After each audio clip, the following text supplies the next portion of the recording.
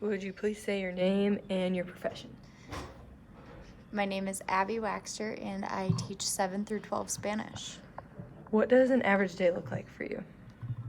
Um, Average, like 8-period day. Yeah.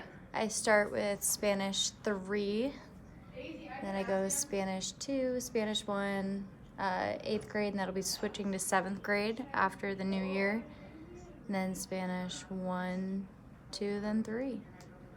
What kind of education did you have? Like, what'd you major in, and where'd you go to school? I went to Morningside College, which is now Morningside University, and I majored in Spanish education, and I have my minor in English, and I also have a degree in English as a second language. What led you to want to be a teacher? I had some bad experiences with my Spanish teacher and how she taught, and I didn't really agree with the way that she went about things. It was more traditional, and when I started student teaching, I had an adjunct professor who taught using comprehensible input, which is the way I teach, with no desks, only chairs and clipboards and stuff, and more listening, speaking, reading, and writing than memorization stuff. How long have you been teaching? This is my 4th year. Would you ever switch grades? Or No. switch what you are teaching? So when I started here at my old school, I only taught 9 through 12, and then I got kind of surprised by Mr. Kelchin when he told me that I was also going to be teaching a 7th and 8th grade exploratory, and so that's my first year doing that, and it's really nice to have the additional, but I definitely would not go younger full day than 7th grade. Would you ever teach anything besides Spanish? I would do like elementary English second language, but I would never teach just straight up elementary. That'd be something else.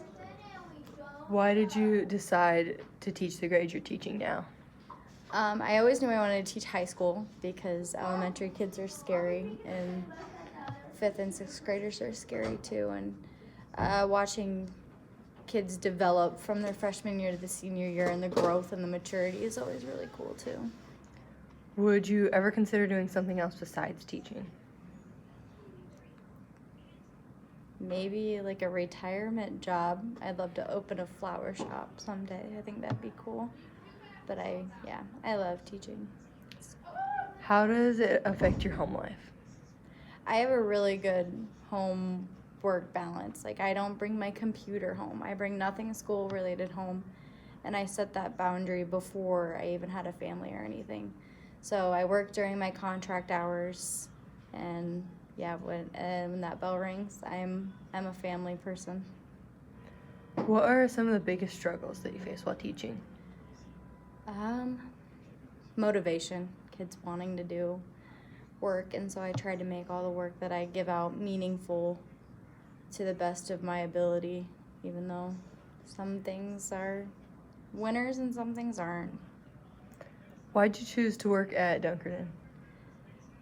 The opportunity fell into my lap. I was just on Teach Iowa one day, and I had started dating my husband, and we were talking about, continuing our relationship, and he knew that we were going to end up over here, and so I applied for fun, and Mr. Carlin was the superintendent at where I worked, and so he knew I got this job before I did.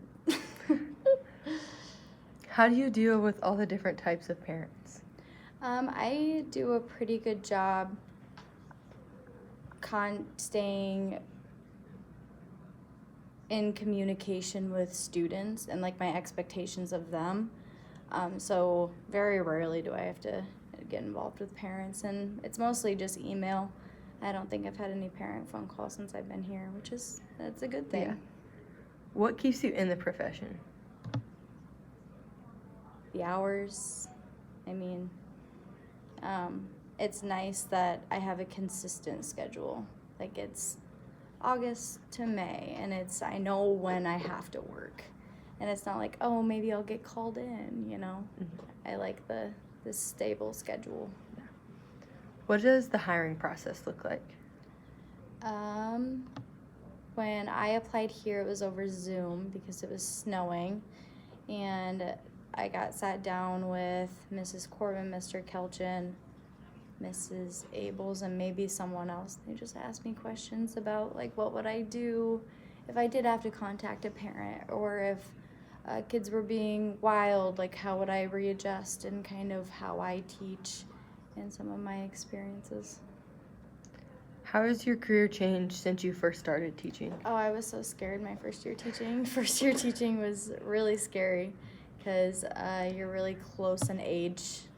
Like I was 22 and they were 18, these kids. And so just asserting that firm, I am the teacher, you are the student. And then by the time I got here, I got all those kinks out and all the little things that I needed to change and adjust and set firm boundaries. What do you see this career looking like in the future? I have no idea. I hope we're all still in person. I hope it's not an online world, you know? Yeah. How has technology affected your career? Google Translate's the worst. I feel like AI can be used either way. It can be used for the good and the bad. It's nice to have electronic dictionaries, because when I was in high school, there was Google Translate or books. So we all had our own Spanish to English dictionary, and you have to go through the whole thing. So I feel like that's nice for you guys to not have hard copy dictionaries. What characteristics would you say you need or help you in this type of field? To be a people person, not a people pleaser, but a people person.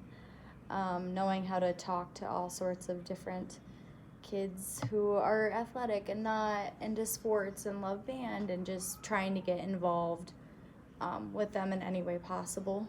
You know, not only going to basketball games, but going to the school play and diversifying and making sure you can reach out to everybody. Have you ever thought about continuing your education? I have, but I don't know if I would get my master's in Spanish or my master's in I'd probably get my master's in Spanish, but not in the next 5 years. Yeah. What is something about your job that surprises a lot of people, or like a common misconception?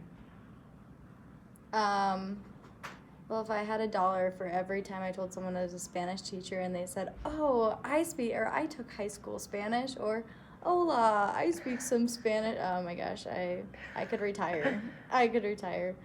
But what Spanish 4 is able to produce, I can show some people and they're just like, "Wow, that's pretty good for Spanish." And so that's my goal. And obviously, like, trying to get everybody the seal of biliteracy is my big goal too, but having fun along the way is a big part. Okay, last question. What is a piece of advice for someone looking to become a teacher? Do it. There's so many opportunities. Like, even if you go to school for education, you don't have to use your diploma for education. You know, you can use it for so many other things, but just the skills I learned in the education program, and I could not, when I was in high school, if you told me I would be able to sit in front of high schoolers and talk to them the way I do, my people skills have gotten so much better, if anything. So if something in the education world changes and I need to go into something else, like, I know I have the skills I need. Yeah. And there's such a wide variety of grades and people and places, and you can always change it up. There's always teaching jobs.